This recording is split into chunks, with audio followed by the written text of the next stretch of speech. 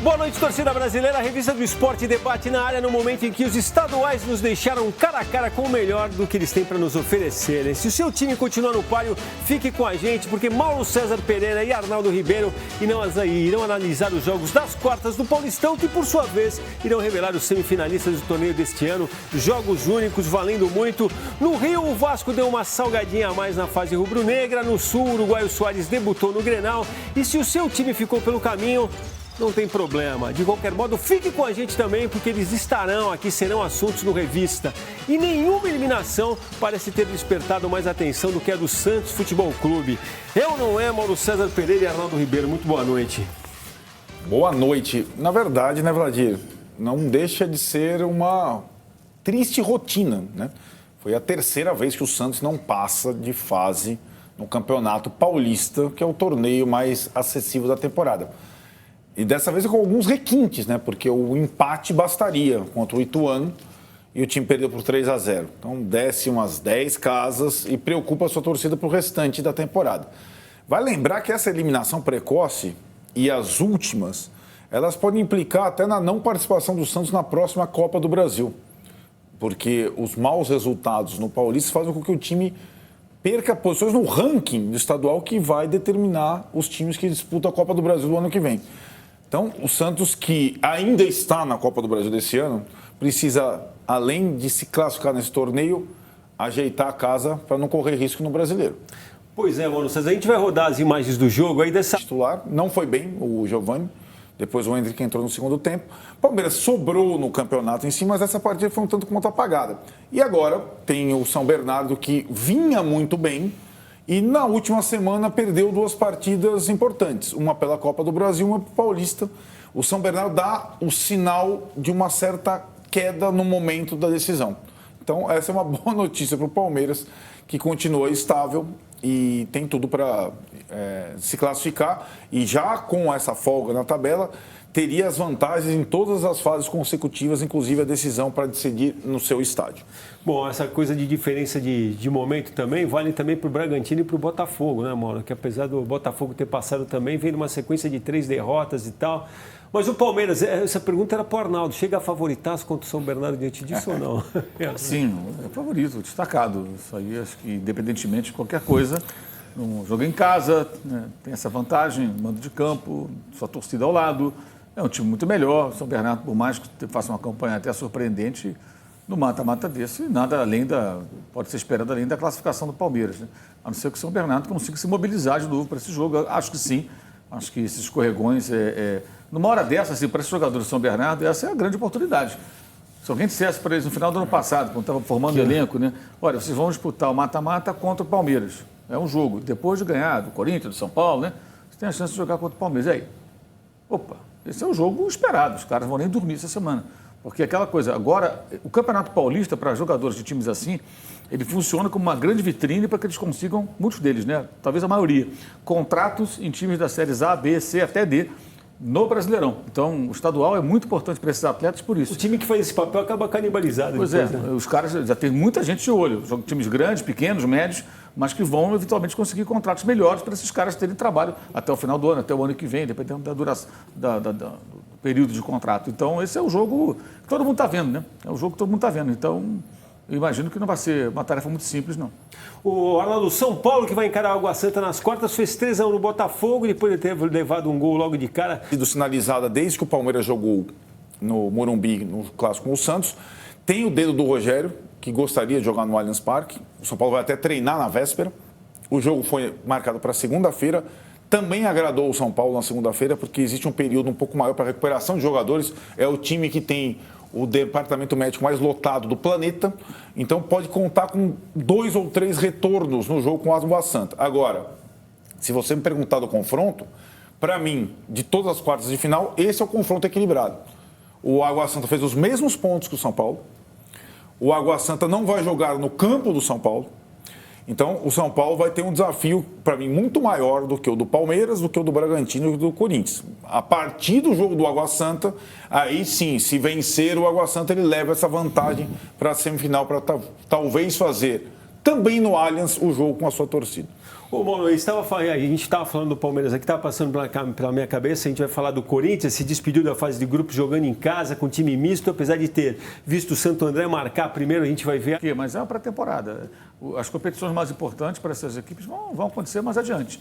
Então, acho que é preciso entender a diferença. Você vê o caso do Corinthians, por exemplo, esse gol do Corinthians é um exemplo desse novo Corinthians. O Corinthians não tomava gol assim. A tal da linha alta, né? O time está todo lá em cima, o zagueiro erra, bola longa, o atacante rápido leva para dentro do gol. Aquele Corinthians cauteloso, precavido, tudo mudou. Você pode ver, 2 gols do Santos, 2 gols do Palmeiras, 20 e tantas finalizações no Mirassol, perdeu o pênalti, inclusive, mas os adversários finalizam muito. O time se expõe mais, agride mais, também se expõe mais. O Corinthians normalmente não é assim, não era assim há um bom tempo. É um técnico novo, está mudando a forma de jogar da equipe. Isso tem um custo. Nos últimos 6 jogos do Corinthians, ganhou 2. Ganhou do Mirassol, eliminado assim com sobras, ganhou do Santo André, eliminado com sobras, empatou com o Santos, eliminado também, empatou com a Portuguesa, quase rebaixado. Quer dizer, empatou com o Palmeiras, fez até bons jogos contra o Palmeiras e contra o Santos. Mas assim, é um time ainda em formação também. Eu acho que o Corinthians também é um time em formação. Agora, na mata-mata, reta final, pode crescer, especialmente nos grandes duelos. Essa fragilidade de jeito de jogar agora pode ser fatal total, né? E acho que o Corinthians não vai... o Corinthians não vai acompanhar muito essa semana a questão da condição física do Renato Augusto também, que é um cara determinante ali também, né? Sem Acabou dúvida. sendo substituído por uma certa cautela, então, mas tem que tomar cuidado. Tem, o time depende muito do talento dele. Agora, o Ituano é o azarão de todo o campeonato. Ele jogou contra o Santos para não ser rebaixado e acabou se classificando. O regulamento é sensacional. Exatamente, regulamento sensacional. Agora, na verdade, também o Ituano, a semana do jogador do Ituano foi essa. Permanecer, de repente, ele tem a oportunidade de jogar um mata-mata contra o Corinthians. Então, o Ituano veio do nada nessa situação. É o azarão, joga no estádio do Corinthians, onde o Corinthians praticamente não perde para ninguém. Mas, digamos, você falou favoritaço. Favoritaço nessa fase é o Corinthians. O zebraço é o Ituano. E o jogo é domingo na Neoquímica Arena. E essa história recente também é meio uma roleta, né? Porque no final, o que a gente tem visto nos últimos anos é que um desses times acaba passando, né?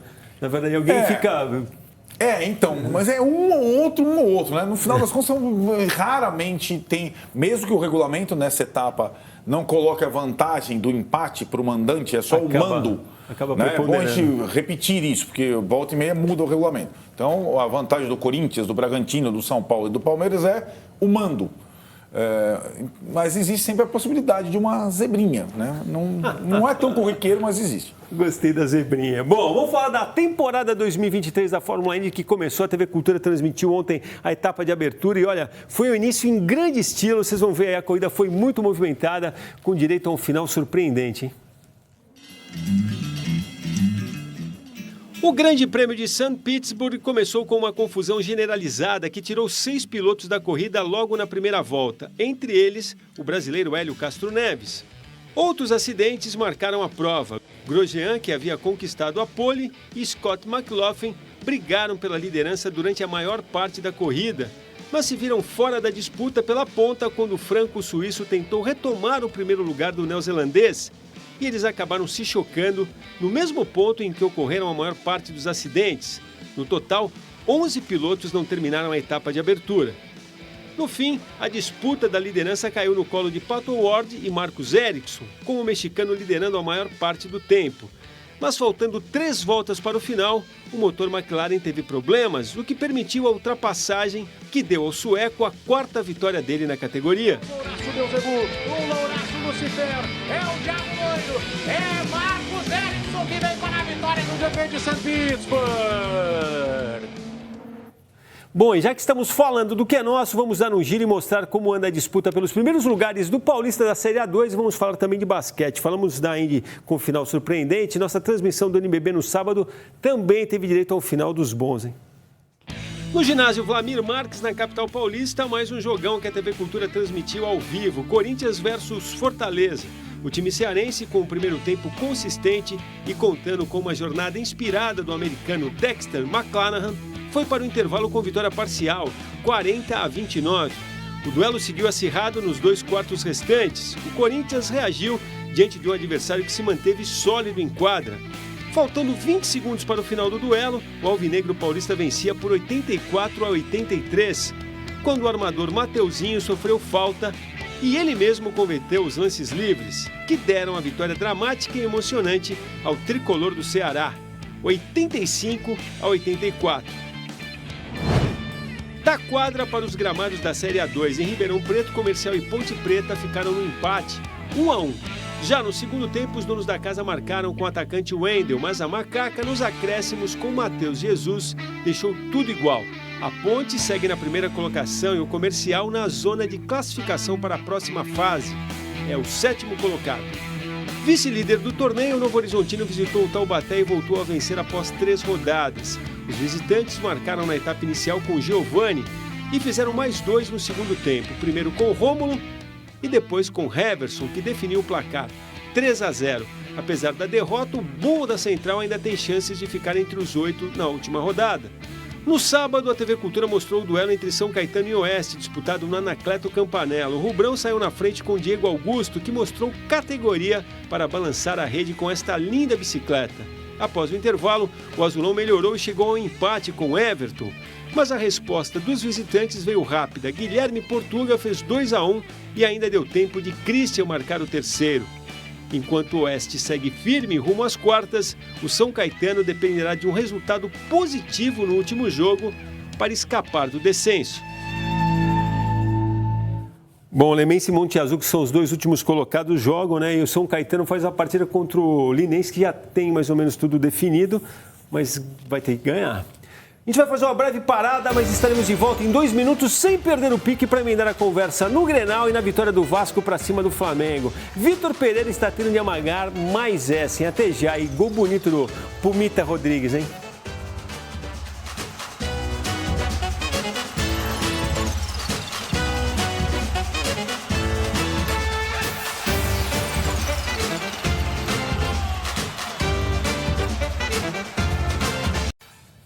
Bom, no Maracanã, diante de mais de 69 mil pessoas, o Vasco derrotou o Flamengo por um... Teve um momento só que o Vasco conseguiu ali levar algum perigo, conseguiu ter um certo controle.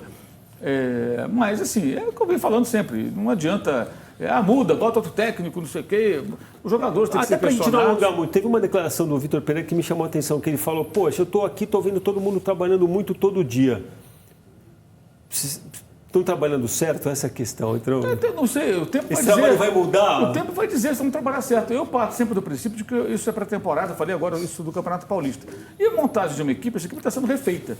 Ela leva tempo, ela não é rápida, assim, não é instantânea. Só que no Brasil nós temos um calendário que começa com esses estaduais, que quando eles estão acontecendo, porque não tem outra competição, tem a Copa do Brasil esporadicamente e tal, você trata com uma importância muito maior. E o Flamengo pegou uma sequência de competições. Ou seja, o Flamengo fez uma escolha. E ele tem que assumir, ele assumiu um risco e tem que bancar. A escolha foi, eu vou trocar de técnico, vou mudar a forma de jogar e vou começar com outro treinador. Eu tenho 2 caminhos. Eu começo agora, no início da temporada, mesmo com essas competições todas, ou eu vou tentar com o técnico anterior, se não der certo eu mudo no meio do ano. Quando é melhor você mudar? No começo da temporada ou no meio da temporada? Eu acho que é melhor começar no começo da temporada, até porque essas competições são menos importantes do que as que virão. Né? Mas tem um preço. O preço é esse. Os ajustes muitas vezes demoram, os jogadores não estão em forma. Você acha que vai dar para contar com o Pedro, Mauro? Quarta talvez, mas não vai jogar o Thiago Maia e não deve jogar o Davi Luiz. O Davi Luiz acho até que é um problema, é uma solução para ele. Ele evita ter que barrar um jogador importante, um medalhão do time, porque tem gente pedindo passagem, né? O Pablo, o Rodrigo Caio, o próprio Léo Pereira, que vem jogando bem, está à disposição de novo. Acho que esses jogadores talvez possam hoje entregar mais do que o Davi Luiz. Ontem o Pedro Raul deitou em cima dele, né? Aquela girada no primeiro tempo, bola na trave. Nessa já foi um exemplo. Nessa eu concordo totalmente com você por falar em lesão, tinha Thiago Maia e tal. Neymar, que tinha sofrido lesão no tornozelo dias atrás, no jogo contra o Lille. São várias. Essa aí, a gente viu o lance completamente casual. Né? Acho que tem uma questão ali quase biomecânica. A gente falou disso no dia, inclusive. Sim, exatamente. E é uma péssima notícia para o Paris Saint-Germain, para ele particularmente, né? Porque o time dele ainda vai ser campeão francês e ainda vai jogar a vida contra o Bayern de Munique na Champions League. E ele, mais uma vez, não estará no momento decisivo da temporada por uma lesão. É incrível, né, a quantidade de lesões do Neymar. Ele já tem, não é um garoto mais, já tem 30 anos, 31 esse ano. E fica fora de novo na hora da cereja do bolo da temporada. Né? Mais uma... E insistentemente no mesmo pé direito, que virou uma questão muito frágil, né? Esse tipo de situação teve na Copa do Mundo um tipo de entorse, teve em outras situações, teve o metatarso e agora a lesão ligamentar no tornozelo que vai exigir cirurgia. Ele não contava com essa, acho que nem o Paris Saint-Germain estava prevendo essa necessidade de operar. Mauro César, vou rodar rapidinho, aí pedir para rodar o Grenal, fechou a última... No mata-mata você pode não adiantar nada, né? Que tem isso também no estadual, você faz 500 pontos, você ganhou um jogo, perdeu, acabou. A vitória do final é importante, o Grêmio... É importante entender também o momento dos clubes, né? A exemplo do Vasco e Flamengo, o Grêmio veio da Série B, o Vasco veio da Série B, o Inter foi vice-campeão brasileiro, foi uma boa temporada com o Mano Menezes, temporada passada, o Flamengo ganhou 2 títulos importantes. Então, assim, os times que estão vindo da Série B, eles vêm com outro apetite. Para eles, o estadual é um reencontro, inclusive. Quanto tempo que não tem Grenal? Não tinha Grenal, não tinha Vasco e Flamengo? Desde o começo do ano passado. Então, isso tudo acho que coloca um tempero extra para essas equipes grandes, importantes, que estão vindo de segunda divisão. Mas é um começo, né? Eu acho que o time do Grêmio tem muitas contratações de novo, jogadores muito veteranos, assim. Mesmo Vira que a gente vê ali, já tem uma rodagem. 30 e poucos anos e tudo. Vamos ver isso mais adiante, como é que o Renato vai se virar com isso. Tá velhinho o Grêmio? Mas assim, em termos técnicos, né, ele tem mais jogadores em qualidade do que o Inter. Até a discussão no Sul, que o Inter contratou pouco e o Grêmio contratou bastante.